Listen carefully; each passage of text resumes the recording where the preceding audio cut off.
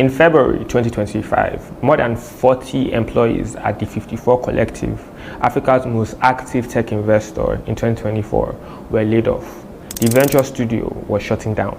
And by the end of 2024, it had already invested in up to 41 startups. So what happened? According to court documents, everything started with a rebrand. In August of 2024, Founders Factory Africa changed its name to 54 Collective. And the Mastercard Foundation, which provided the grant, was not very pleased with that, as the grant was strictly on a non-profit basis, and they were concerned that the new name blurred the lines between the non-profit programs and its for-profit partners, including a company called Utopia Capital, which interestingly, the three people running the non-profits were also running Utopia Capital, which raised serious conflict of interest concerns. By October, the Mastercard Foundation had launched a forensic audit where it found even more red flags. Over 2,000 accounting entries were backdated, making it hard to trace where the actual money went. And about $4.6 million was moved to one of the for-profit affiliates, as well as nearly $700,000 was spent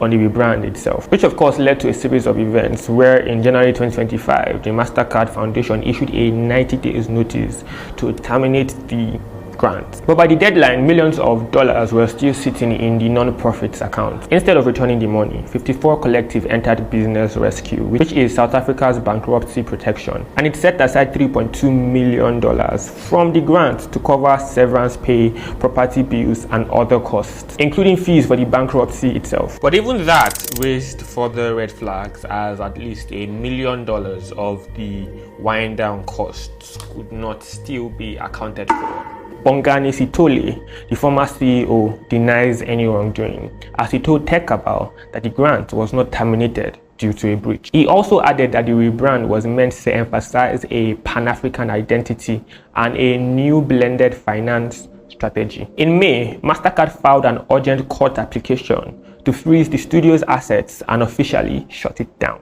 Now, while the final hearing is set for August 11, for African tech, the effects is already being felt. Funding dropped 7% in 2024, and dozens of startups have lost access to support and capital overnight.